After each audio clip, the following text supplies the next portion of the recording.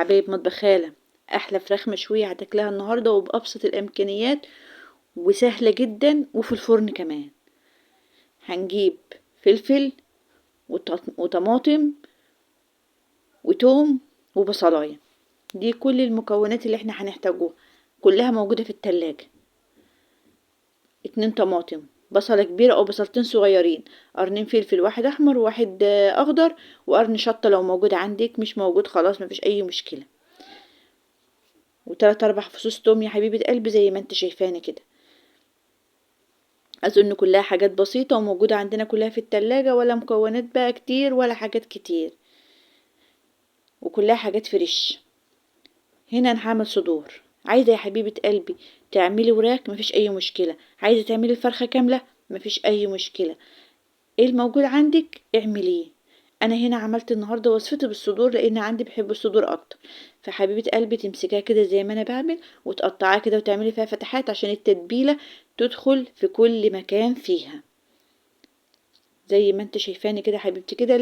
كده لما بتعملي كده التتبيله بتدخل في قلب اللحمه كده، وصراحه كان طعمها طعمها بسم الله ما شاء الله حاجه كده زي الفل، وانت هتدوقي وهتدعيلي ويا ريت تبقى تقولي لي رايك. عملنا الكمية كلها يا حبيبة قلبي زي ما انت شايفاني كده. هجيب بقى الكبة، ولو مش موجود كبة خلاط عادي، بس تحطي وانت بتضربي الحاجات دي البصل والحاجات نص كوباية مية او نص كوباية خل عشان الخلاط يمشي معاكي.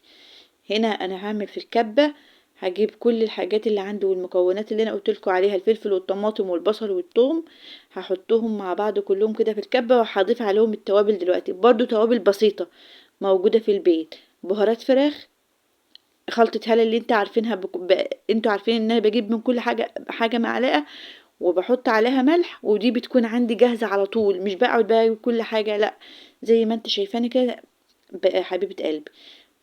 ونص معلقة قرفة، وبهارات معلقة فراخ مشوية بتيجي من اي مكان عندك من السوبر ماركت او العطارة او اي حد.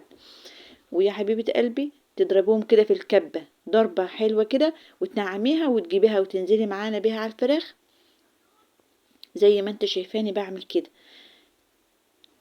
وان شاء الله بعد ما تعمليها وتدلكيها كويس وتنزلي كل الكمية كده، هتاخديها بقى على ايه، زي ما انت شايفاني يا حبيبة قلبي كده، تاخديها بعد ما تخلصيها وتدخلي التتبيلة في كل مكان فيها كده وتشربيها، بحيث اللحمة الفراخ طبعا وجبة ما بنستغناش عنها، يعني الفراخ ما بنستغناش عنها كلنا كل يوم، لانها تعتبر حنينة في السعر عن اي حاجة تانية. فدايما الفراخ فلازم نعملها بطريقة دايما تحبب الاولاد وتحببنا فيها، لانها بصراحة المتاحة عن اي لحوم غالية عن اي حاجة، فاحنا ايه لازم نجمل الحاجة عشان ناكلها.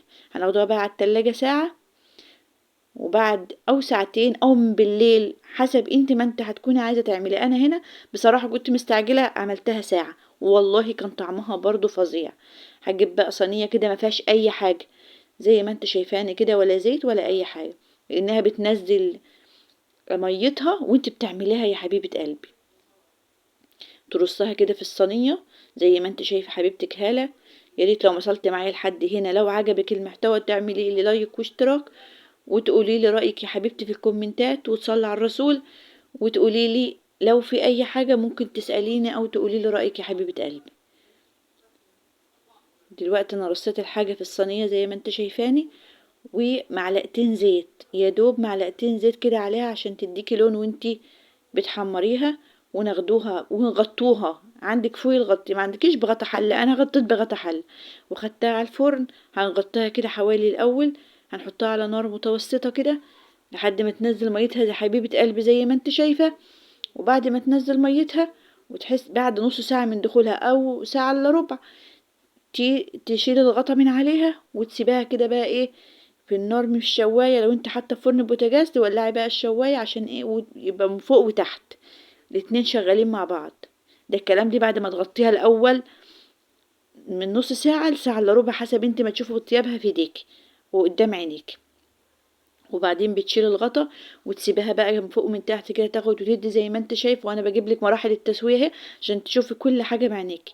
ولا بسم الله ما شاء الله كانت تحفة وانت شايفة، ويا ريت تقولي لي رايك، والهنا والشفا يا حبيبه قلبي، وربنا يا رب يحسن ما بين ايديكم، ودايما تعملي افضل واحسن حاجه، ويا ريت تقولي لي رايك. وبالهنا والشفا يا حبيبه قلبي هاله، والله كان طعمها خطير خطير، وانا كنت هنا بدوقها وبقول لكم ان طعمها جميل. وبالهنا والشفا، والسلام عليكم ورحمه الله.